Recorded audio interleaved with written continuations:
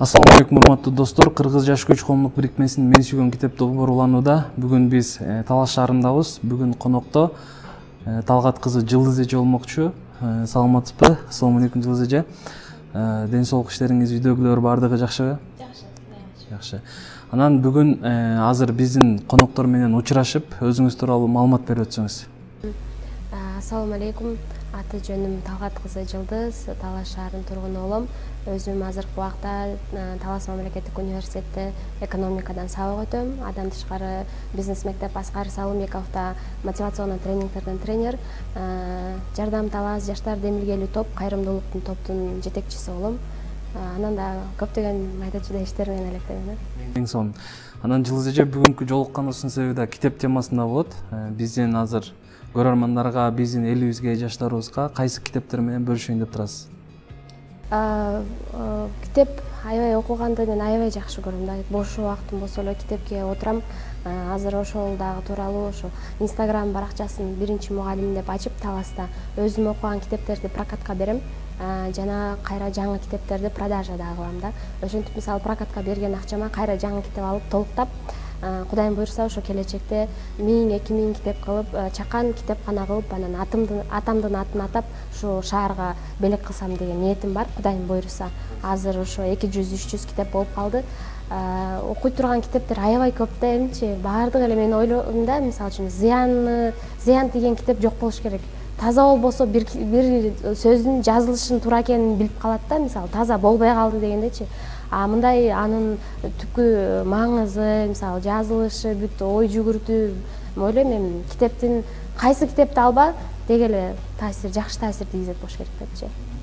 Сиздин эң жакшы көрүп окуган азыр кайсы китептерди айтып берейин деп атасыз, өзүңүз сүйүп окуган? Эң жакшы окуган китебим ошол азыр прокатта экен, колдо кетип калыптыр. Аид Аль-Карни, арабтардын белгилүү жазуучусунун Не грусти, көп канча бир тилге которулган китеп. Бул дагы Не грусти, кыргызчасы Капаланба. 10 жыл болуп калды, 10 жыл мурда мага эң биринчи китеп белек берилген китеп. Ошончалык мага бир жүрөгүмөн бир орун алган. Азыр ал китепти бир окуп туруп коюп кое турган китеп эмес да. Улам бул жанагы как инструкциядай деп айтсам болот. Куран китеп бизге кандай инструкция болсо, ал дагы ошондой эле китеп.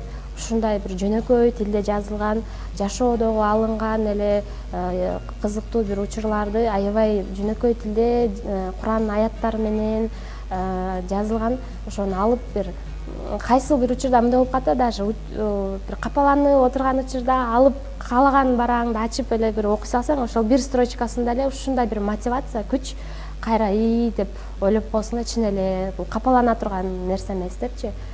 Сон китептем, ал китепти бардыгына тааныгандардын бардыгына эле буну өзүңүзгө алып коюңуз. Буну бир эле окуп коюп койбоңуз. Дайым качан бош болсоңуз алып окуп бериңиз дейм. Анткени бул ал китеп башынан аягына чейин бир эле темада эмес да. Ошол эле ушакка көңүлү бурба, капаланба, мисалы үчүн жакшылык кыл депчи, жамандыкка жакшылык менен кайтар деген аябай көп бир темалар кыскача болуп жазылган. Анан ошо Куран аяттары алар дагы бар. Ошо ал китепти ошо көп тилге окугандыктан кыргызча да окусаңыздар болот, орусча да окусаңыздар болот. Мен ойлойм ал китепти окуган адамдын баардыгына эле бир кандай бир таасир жүрөгүнө калтырат депчи. Келиңиз, эми ошол китептин ичиндеги маалыматтар тууралуу сүйлөшсөк да, ал жерде кандай болуп жазылган, мисалы баягы бир окуялар аркылуу каармандар болуп, кадимкидей көркөм чыгармадай сүрөттөлүп берилеби же кандай форматта жазылган ал китеп? Жөнөкөй ошо сөз менен эле, каармандар да жок, болгону совет азыркы учурда, кеңештер азыркы учурда жана мотивационный китептер аябай бир таасир берип, мындай популярный болуп атпайбы? Мисалы үчүнчү, мындай карасаңыз, жөнөкөй эле кеңештер, мисалы Не делай из мухи слона деген бир главасы бар да. Чыныгы эле биз болбогон эле кичинекей окуядан бир чоң окуя кылып эле ошого капаланып, жантип кейи беребиз го, канча кыйналып өзүбүз ичке, бирок ошондой бар. Анан кийин не обращай внимания на слухи депчи. Эгер сен сүйлөп атсаң, значит сен алардын алдында жүрөсүң, жакшы бир иш кылып атсаң, ошон үчүн сен кызыктуу адамсың, ошон үчүн сен жөнүндө сөз кылып атат. Эгер кызыксыз колуңан эч нерсе келбеген адам болгондо, сен жөнүндө такыр эле сөз кылбайт эле депчи. жашоомдо бир ушундай бир окуялар болуп калган, аябай аянычтуу мындай. Ошондо ошол китеп мени мындай депрессиядан алып чыккан десем жаңылышпайм да. Как раз Рамазан учуру болчу. Анан кийин күнүгө ошол Токой жакын жээкке барып ошол китепти окуп мындай өзүмө келчүмүн да, чын айтканда. Ошол эле «Не грусти», ошол жана «То ушло, безвозвратно». А что будет нам всем известно, так давайте жить сейчас депчи, азыркы учур менен жаша депчи. Мен ошол учурда жашоомдон өтүп кеткен нерселерге артымда карап аябай кейип ушинтип аткам да. Чын эле жана ошол 4 эле сапыр менен мен ойлодум да, ал чын эле өтүп кетти. Что ушло безвозвратно. А что будет нам всем неизвестно. Алдыңкычы, так давайте жить сейчас деген бир эмеси 4 строчкалык мага действительно таасир берип, азыркы учурда мен ошол эменен жашайм да. Кандай десем, ошол эле 4 саптын ырын мындай өзүмө бир девиз сыяктуу кылып алганмын да. Эң жакшы. Анан айтсаңыз, ошол китеп сизге аябай таасир этип жардам берди деп атпайсызбы?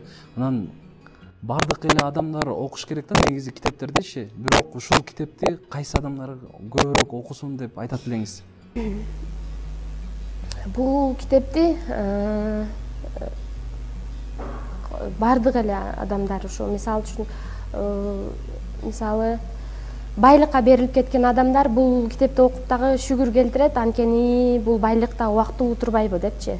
Кедей адамдар дагы бул китепти окуп шүгүр келтирет, анткени бул деген сыноо учур депчи, убакты мисалы үчүн бул күндөр да өтөт, кедейлигиңе да шүгүр келтир депчи, анткени действительно ал жакта да ушуну айтат да, шүгүр келтиргиле депчи. Теке бир адамдар дагы бул китепти окуп өзүнө бир таасир алат деп ойлойм, анткени баарыбыз эле бар, кимдин ким жүрөгүндө кыпындай чаңча дагы текеберчилик болсо, ал бейиштин жытын да жыттабайт дейт го. Ал нерседен да ойлойм, ал адам дагы депчи, баардык эле адамдар бул китептен таасир ала алат болуш керек деп ойлойм да. Бирок чын эле окуп атканда бун жөн эле ушу китепти айтып эле окуп коеюнчу деп эмес, берилип, ошо ар бир сөзүнө таасир деп кандай ой жүгүртүп, ушудан сабак алайын деп мындай берилүү менен окуш керек да. Жанагындай скорочтение болуп, ачып туруп эле баттан окуп салуу эмес, чын эле ар бир сөзүнө ой жүгүртүп, бир маани берип окуса таасир этет. Жакшы. Анан көпчүлүк учурда адамдарда мондай болот эмеспи? Депрессияга, стресске түшкөн учурларчы. Ошого эң жакшы жардам берген кайсы дагы саптары же ошол жактагы бир кеңештерди айта аласыз китептин ичинен? Бул ушу бардыгы бизге ошол жана айтып кеткендей эле баардыгыбызга инструкция болгон китептердин эң ыйык китеби болгон Куран китептин аяттары жазылгандыгы, ичинде аяттары жазылгандыгы, түшүндүрмөсү менен эсимен дагы чогуу атат. Бирок мисалы ушул могу китеп болсо, ошо ортосундагы бир нече жери аябай кооз, жылтырак баракталуу, ошол жери оюн менен, четинде оюн менен, анан ошол жакта жалаң Куран аяттары. Мисалы бул жака чейин история, биягы да ошондой жөнөкөй тил менен айтылып атса, ортосунда ошол жака тиешелүү бардыгы ошо Куран аяттары менен да. Ошону дагы аябай таасир берет деп ойлойм да. Бул китепти ошол мага колума тийгенине 10 жыл болсо, бир 30 жолу окуп койдум окшойт да. Негизи мынтип кечке башынан аягына эмес, жанагындай да, сизге айткандай да. Турабы, мисалы алып туруп окуп койгондо, бир строкасын окуп койгондо ошол мага бир мотивация берет, иши мындай болуп калат. Именно ошол жери менин ошол убакта болуп аткан жашоомо бир түрткү бере турган, таасир мындай ошол нерсеге камтып кете тургандай бир строка болуп калышы мүмкүн да.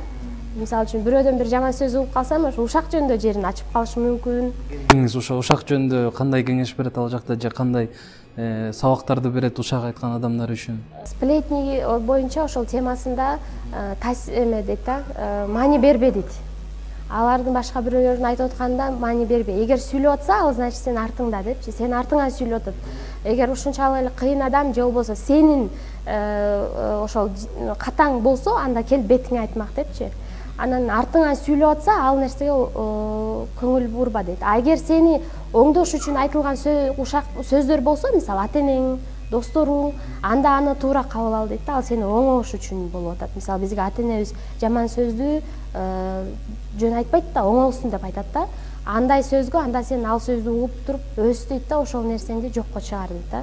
Мисалы сен кекчилсиң, сен тарынчаксың деп айта турган болсо, мен атам же апам, анда ал нерседе чындык бар да. Мисалы анда мен оңдошум керек экен, мен анда тарынчак экем деп айта тургандай ошо. Эгер мындай эле жанагындай жалган сөздөр болуп атса, анда ага маани бербей деп атат да.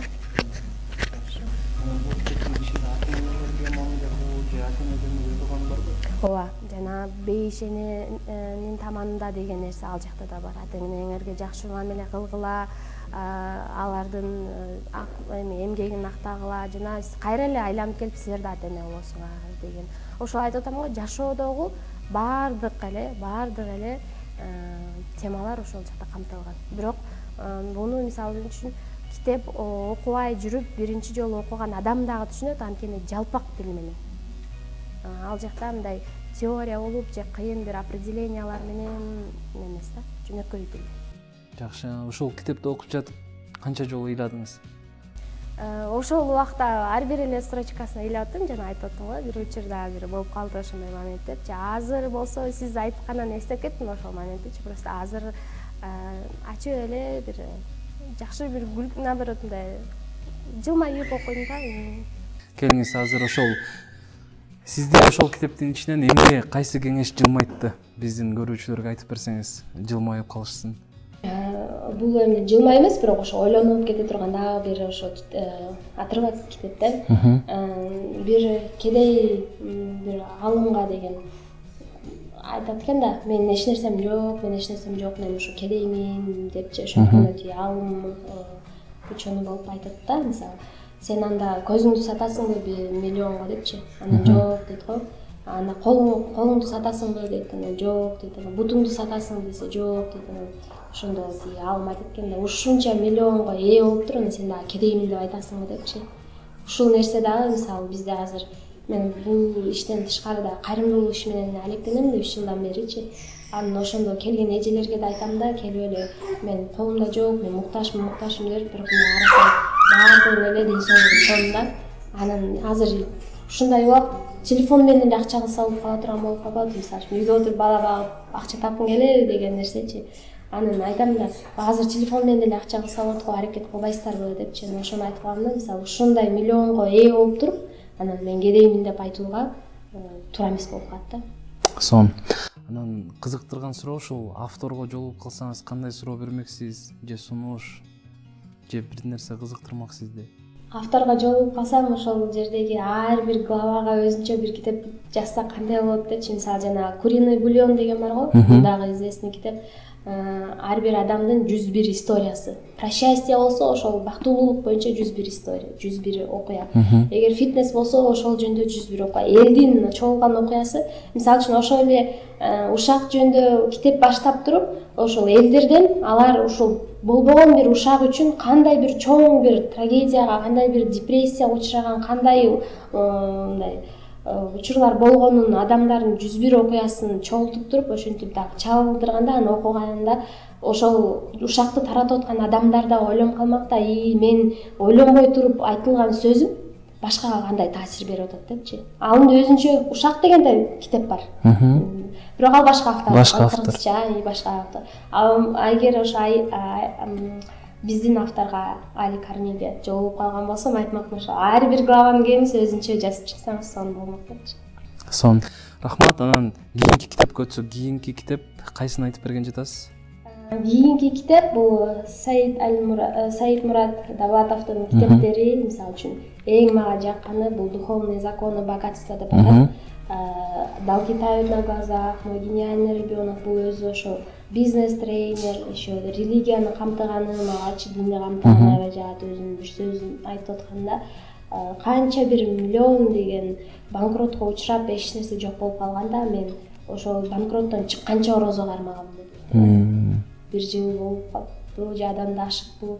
Ошончо убакыт орозо кармаганы, анан дайым ошо молитва, динди камтыганы, соо бишке түрткөндүгү ошол нерсе. Духовные законы богатства деген китебинде бардыгында ойлош мүмкүн, богатство, байлык, а бул именно духовный законы. Мисалы үчүн бай болуу, мындай эле акчалай бай эмес, адам өзү ички дүйнөсүндө бай болуш үчүн кандай закондор менен карманыш керек.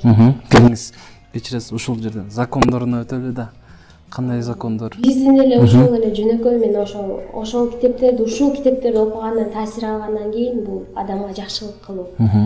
Ошол эле жана айтып атам, 3 жылдан бери кайрымдуулук менен алектенем деп, Кудайга шүгүр, ушунчалык көп жумушту кылганга жетиштик. Анан азыр кол алдымда 115 ыктыярчы бар, окуучу студенттер. Ошолорго дагы ушул кеңештерди берип кетем. Бул жакшылык кылуудан чарчабагыла. Жакшылык бул жерде калбайт. Соо биш кылгыла бергиле депчи, бекер иштегенден чарчабагыла деп дагы айтат да. Анткени бул бекер болгону менен бул опыт, стаж, адам менен баарлашуу, ар кайсы адам менен ар кандай иштешип үйрөнөсүң да. Ал дагы анткени айтат го, бир бай адамга миллионун алып койсоң, ал кайра бай болуп кетет. Анткени анын бүт бул жакта мээсинде. Ал эми кедейги адамга миллион берип койсоң, ал кайра эле кедей болот. Анткени бул жакта аныкы ошондой мышление да. Ошо таза болсо дегенде ал ошо мышленияны үйрөнөт, адамдар менен баарлашууну үйрөнөт. Биягында баардык калат. Анткени биз ошол эң баалуу инструмент бул жакта. Анан ал айтат, ошол нерсесин да айткандын, человек должен развиваться с 3 сторон. 3. Бирөөсү бул физический, машыгыш керек. Мен ошо фитнеске барам да, фитнеске катышып, ошо спорт, настольный теннис, мини футболдор менен ошо ойноп катышам. Экинчиси бул умственно, китеп окуп, ошо жазып болобу, ошо китепти, сөздөрдү жаттап, умственно. Анан үчүнчү духовно. Билиш керек да, где дозволено, где не дозволено. Шариаттын негизги закондорун билиш керек. Карманып алып тим эле баардыгын эле бекем кармаганга да кыйыныраак болуп калат го. Бирок ошол чектерин билиш керек. Мисалы, бул болот экен, бул болбойт экен дегенчи. Ошол 3 нерсени айтат да, ошол с 3 сторон должен развиваться деген нерсесин да мен өзүмө кармап. Мисалы, биз көп учурда кандай болуп калат? Билимге аябай берилип, спорт жагын унутуп коюш мүмкүн. Анда вялый, дряхлый болуп каласың да, көп нерсеге жетишпейчи. Ал эми спорту да кошо алып кетсең, кечки 12-2ге чейин тим эле канча жумушту жетишсе болот. Анткени спорт менен бизге энергия да. Ал дагы аябай керектүү нерсе. Анан ошол эле учурда элементарный эле ошол биздин динибиздегини билбей калышыбыз мүмкүн да. Муну билбейм деп болуш керек деп мен санабай, аны да билип алсаң, ошондо андай адам мен ойлойм, баарлашканда кызыктуу болуш керек. Бул жагын берсең, аны да билсе, тиянын суросоң, буну да билсе депчи. Анан ошондо балдарга айтып, азыр кечке китеп алып кеткиле, менен китеп алып кеткиле, алып кетип окугула деп айтат. Эң сонун. Анан ушул Давлатовдун китептерин окуп жатып ыйлаган учурлар болдубу? Мен ыйлаган андай болбосо дагы бир жакшы советтерин өзүмдө ушул дайым блокнотум бар да, менчи ар кандай. Ошол жака Давлатовдун жазган пункттарын ошол мага керектүүсүн көчүрүп алам. Мисалы үчүн бул жерде содержаниясыначы дети, мой гениальный ребенок деп атпайбы? Бул жакта ошо баланы туура тарбиялоо да. Анан кийин биз дайыма эле эме дейбиз го, мисалы балага эле айта беребиз да. Бирок бунун да китебинде жакшы айтылат.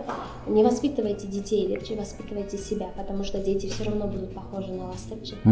Бала көрүп калат экен, а биз көп учурда эле ошо баланы тарбиялайбыз деп, ага мисалы, ой китеп окубайсың деп, өзүбүз китептин эч бетин ачпасак, ага таасир этпейт да.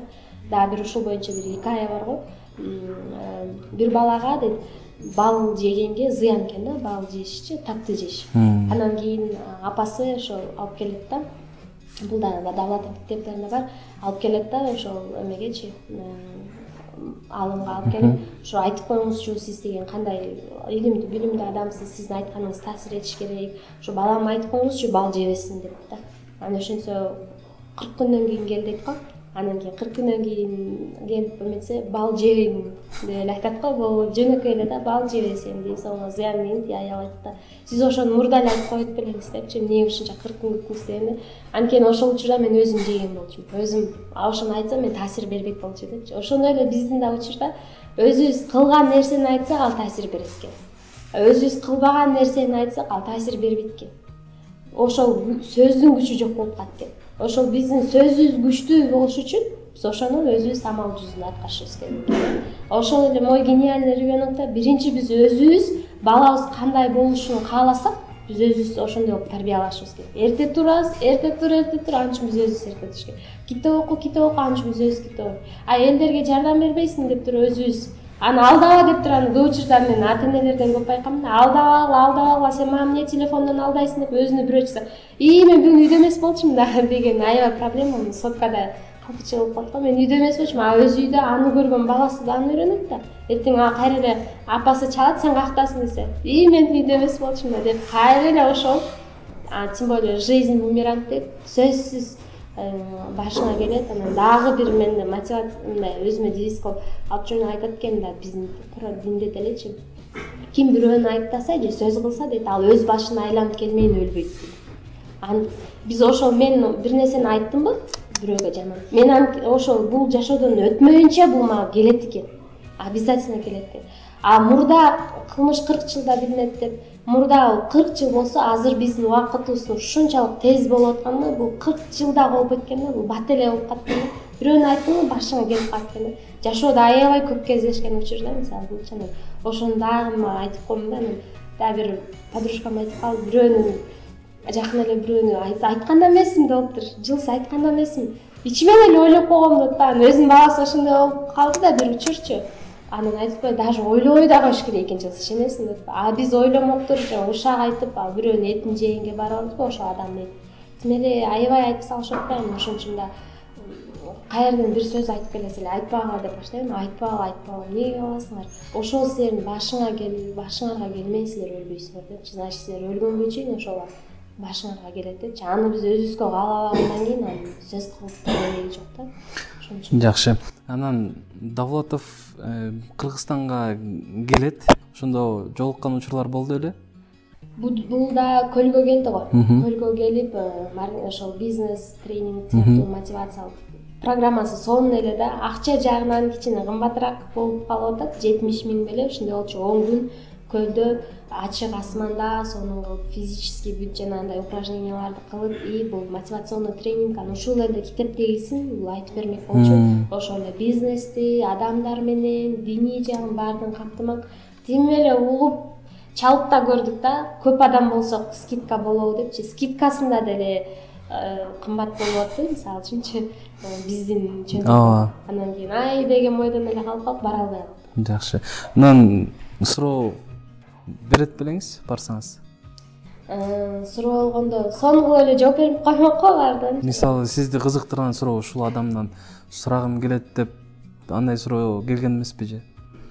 Сурагым келет, ошол жанагы канча деген миллиондорго банкрот болгондо да бул ошол кайра эле бутка бизде бат эле жана дух түшүп калат дейбиз го. Кичине эле бизнестен минуска кетип атсак эле деп калып атпайбы? Мен азыр ошол өзүмдүн жанагы темемен башка да кичинекей чыккан 3-4 бизнесим бар да, Инстаграм менен мындай делечи. Ошодон кичине эле бирөөнү эмне кылса эле ойлонуп калам да, же токтотуп эле койсомбу депчи. Анан ошо будан бери ушундай дагы мотивационныйлар мүмкүн айтмакмын, лекцияларыңызды жөнөтүңүзчү. Бирок Инстаграмда, Телеграмда мен подписанмын да, каналдарына чогулуп турам.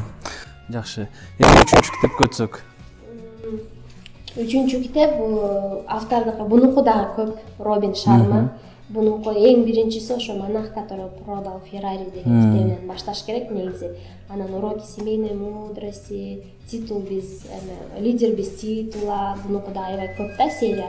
Бирок ошол мазмуну боюнча монах, который продал Феррари, бул адвокат, юрист. Аябай ошол бир шаарында бир белгилүү. Анан кийин авария болуп, кызы чарчап калат кичинекей. Анан депрессия болуп жүрүп, аялы менен ажырашат. Анан кийин ичип кетет.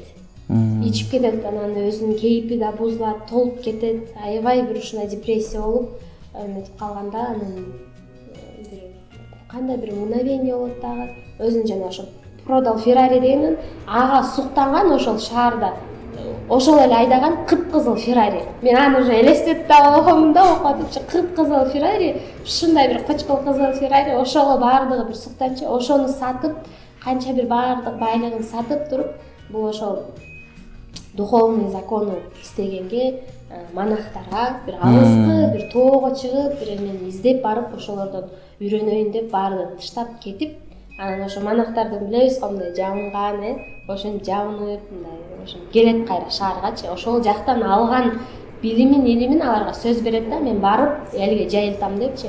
Анан кийин ошол ал биринчи китеби ошол жөнүндө болсо Феррари, анан кийинки китептер ар бир китепте ошо бирден каарманды камдап алып, ошону тияктан үйрөнгөнүнө салат да, туура жолгочу. Мисалы, андан кийинкиси эле ошол бирөө дагы ушинтип катты депрессия болуп, прям башына эмени коет да, пистолеттечи, өлөм мен депчи.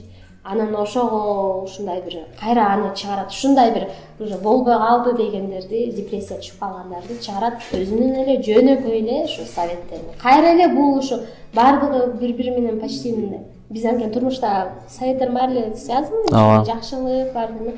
Буда да ошондой эле жөнөкөй совет. Бул китепти окугансыз үй бүлөлүк жашоонун эмесин.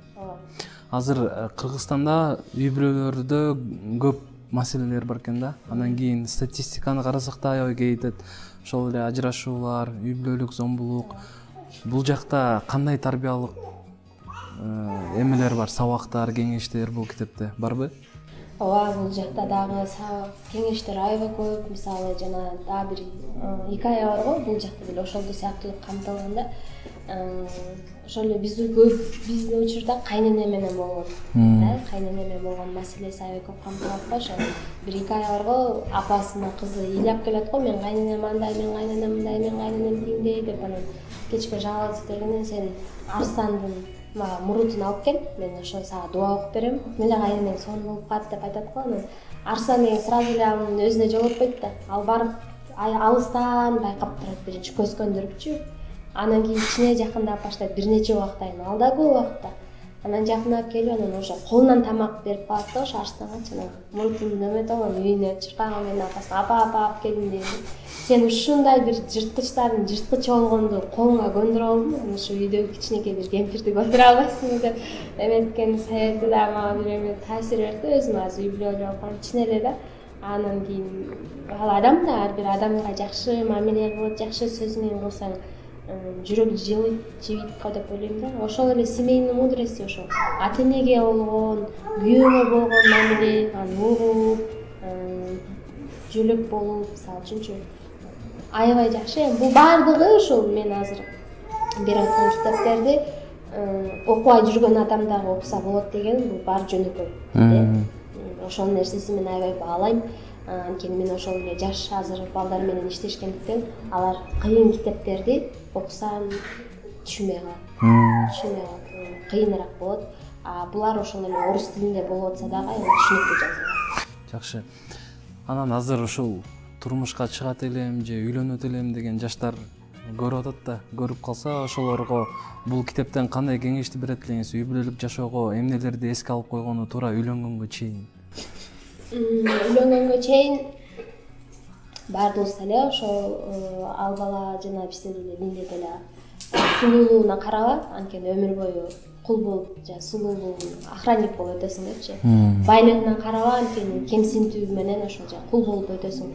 Анан кийин дагы несине тууган уругуна деп ошол айтат го, ушулардын караган критерийине ыйманына, өзүнүн мүнөзүнө, ата энесине кара депчи.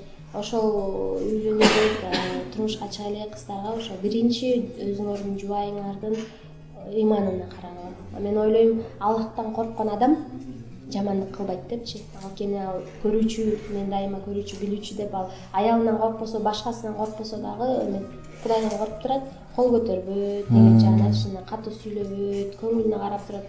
Тем более азыр бизде жөн эле карап жылмайт болгон сооп деп айтат го. Жубайыңа ал тем более андан дагы жакшы сөз айтып кала депчи. Ошо эмеде бар да. Китепте бар да. Тамагы жаман болуп калса дагы комплимент кылып кое койгум депчи. Ал биздин ошо жөнөкөй эле жашообуздагы кеңештер да. Ошон үчүн ошол жөнөкөйлүк мен ошо эң баалаган сапатым адамдардын жөнөкөйлүк. Канчалык сенде колуңда бар болуп турса да ошо жөнөкөйлүк. Көп адамдарды айтып келген жана мөмөлүү дарак сыяктуу болгула дейт го. Ал канчалык мөмөлүү болсо, бул ийилип турса жөнөкөй болуп сыңбайт да. Ал эми текебер болуп мен алып атам мисалы үчүн алма болсочу, менде алма көп деп эмесе шагы сыңып калат да. Ал акыр сыңат да. Ошон үчүн эң эме ошол жөнөкөй болгула.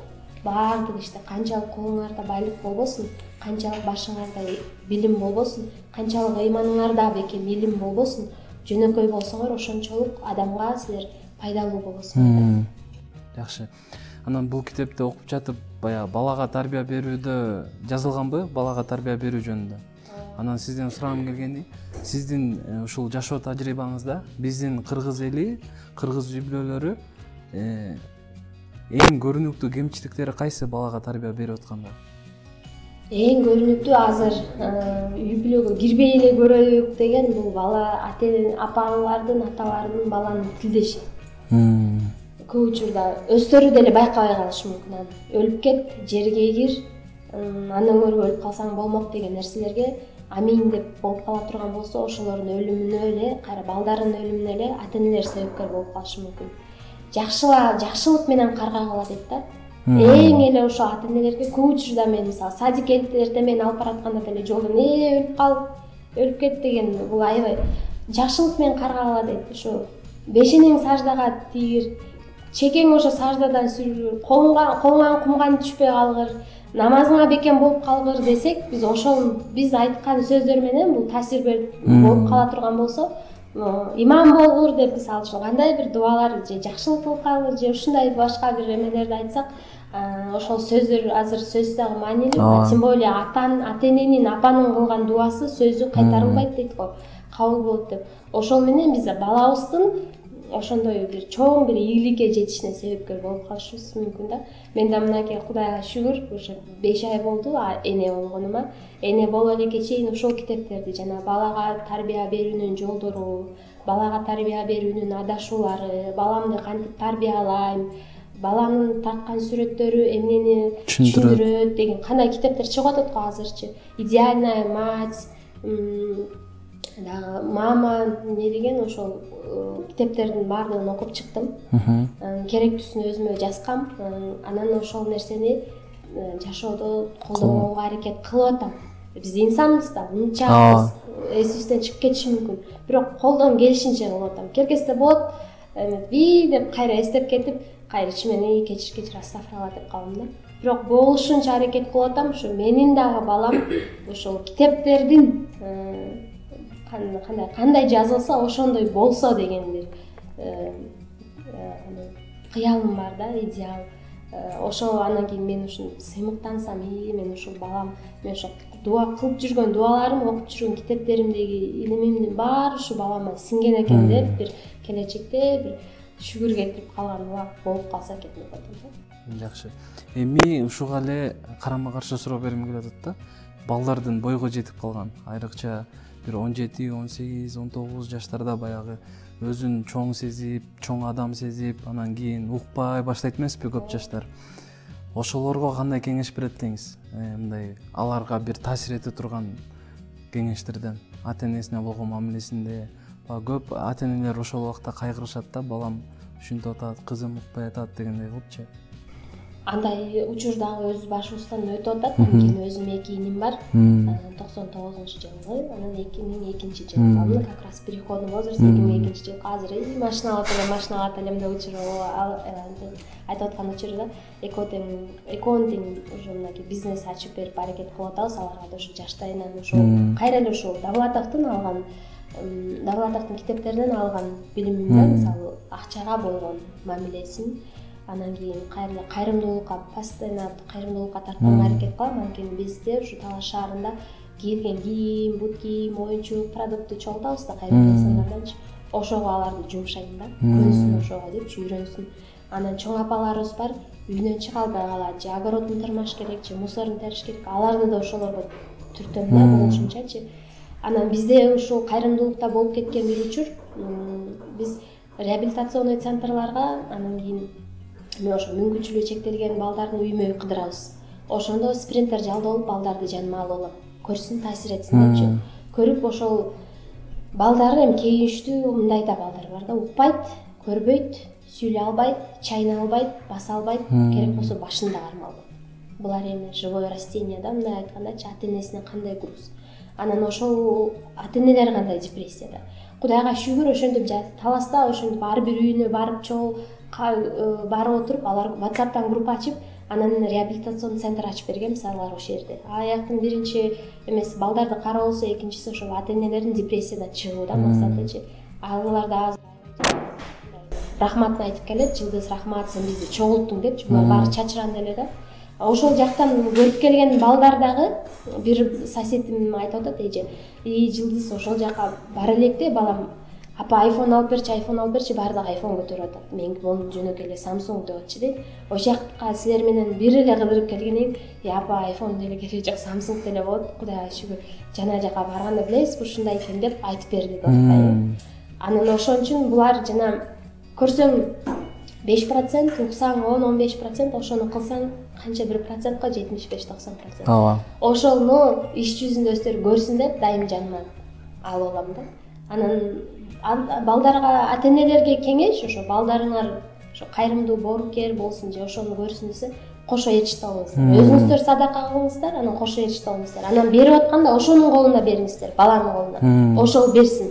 Колго акча түшкөндөн берген да кыйын го, напси. Чөнтөк эле алып калбайбы дегенчи. Балага берсин, же болбосо күнүгө мына балдарга беришет, 100 сом, 200 сом мектепке. 50 сом лишний же 20 сом лишний берип койсун. Ушуну садака берип койду. Ошону аткарат экенби? Аткарса ага поощрение дагы берип койсун. Ушуну сен бергениң үчүн бул эми өзүңө депчи. Аткарбаса айтып койсун, балам мен ошого дөбөдүм белем деп түшүндүрүп койсун.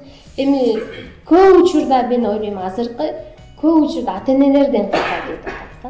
Балдардан дагы эмес, ата-энелер тарбиядан аябай аксап атабыз да. Эгер тарбиябыз жакшы болгондо, балдарда да көз караш башкача болот да. Жакшы. Анан бул китептерден тышкары дагы кайсы китептерди сунуштайсыз көрөрмандарга? Психология боюнча, отношениялар боюнча бар, мисалы үчүн. Буга чейин ошо турмушка чыга электе аларды кызыгып окудум. Отношения, идеальная жена, правила умной жены, мужчина с Марса, женщина с Венеры, мисалы кандай китептер бар. Алар психологиялардык. Мынаки мотивационный, тарбия, анан кийин ошол эле илим, Куран китептери, тандалган хадистер, жанагындай ошол иманга тажвидтер болот го, мисалы үчүн мугалим сани арабча билиш үчүн аларды сунуштайт элем. Ошол жана буга чейин айтып кеткендей, зыян бере турган китеп жок. Көркөм чыгармалардан кайсын сунуштайсыз? Биздин өзүбүздүн эле мына Чыңгыз Айтматовдун кандай китептери бар, таасир этесиң. Ошол убактагы энелердин күчү деп мен окуп алып, ага да апа деп атам. Ошол убакта энелердин күчү бүттүгүнө жетишкен го, кандай кыйынчылыктар же согушка кетип калганда талаа жумушу, үй, бала чака бүттүгүн эметкен. Чыңгыз Айтматовдун китептери биздин көп го, мисалы үчүн азыркы учурда чыгып аткан Нуржигит Кадырбековдун китептери, жана Ант, Арстан келат, жол бошоткула деген китептерин азыр ошонусун окуп атам. Ал жакта да ушунун баардыгы эле кайра камтылган да. Анткени жаңы китеп это эски окулуп, анан өзүңдүн дагы кошулуп жазган китептер деп да айтып кеткен го. Биз окуп, мисалы мен деле бир убакта бир ойлоп коем, кийин бир китеп жазсамбы депчи. Ошондо мен кайра эле ушул жактан окуган китептеримден камтыйм да. Ошон үчүн кайсыгы болбосун, эски китеп болобу, жаңы китеп болобу. Мен ошол жана буга чейин айттым го, китепкана ачып атамдын атын атайын деп. Ошону мен Instagram баракчама ушундай бир кыялым бар эле десем, мени тааныбаган эле бир эже Жылдыз, менде подпискада бар экен да, Жылдыз менде үйдө китептер бар, алып кетпейсиңби, бирок эски китептер деп. Анан барсам 5 кап китеп экен. Ошол эле Пушкиндики, Толстойдуку, Лев Толстойдуку, Есениндики, мурда окулган китеп азыр спросто болбой калат. Бирок ойлойм, бир нече убакыттан кийин ал китептерди да кайра издеп баштайбыз да. ошон үчүн ал китептерди да катып койдум. Бул китептерди да чогултуп атам. Ошону эми баардык китептерди чогултуп туруп, ошо илим билим бүт жааны жана камтып турган китептерди чогултуп, Кудайым буйруса ошо 2 комнаталуу болсо дагы имаратка жетишип буйруса, аны ошо белек шаарга белек анын абактан окуп билим алгандын артында дагы канча адам билим алса сооп да, бул дагычы үйрөтүп атасың да. Бул дагы ошо өзүмө болобу, атамдан айрылып аткан атама болушу же ошо сооп иш болсун, жардам болсун деп ошондойду ниет кылып жүрмүн да. Эң сонун. Анан сиз эмне үчүн китеп окуйсуз? Эмне үчүн китеп окуйм? Сөз байлыгымды көбөйтүш үчүн, кругозор аң сезими кеңейиш үчүн, убакытты туура колдонуш үчүн, негизи эле туура жашаш үчүн, ошо менин жашоомо бир инструкция жардам болсун деп, ошо кыска жашоону дагы туура жакшы жашап кетейин деп окуйм да. Жакшы, рахмат Жылдыз эже, бүгүн ушундай убактыңызды бөлүп бизге китептер менен бөлүшүп кеткениңиз үчүн. Аябагандай сонун идеялар бар экен. Кудай буйруса ишке ашсын. Ошол китепканадан дагы буйруса отуруп дагы бир китепти маек кылалы, сонун кылып. Өзүң жазган китеп, ооба буйруса. Анан кайрымдуулук иштериңиздерге береке. Кудай сиздерге кайра миң эселеп кайтарган болсун. Эң башкысы токтобой, өзүңүздөрдү жанагындай капалантпай, дуктан түшпөй, алдыга умтулуңуздар. Биз дагы сиздерден сабак алып, биздин көрүүчүлөр дагы сиздердин идеяңыздарды алып, өздөрүнө баягы жуктуруп, сиңирип, ошолорго амал кылсын деген ниеттебиз. Дагы бир жолу сиздерге терең ыраазычылык. Алла разы болсун.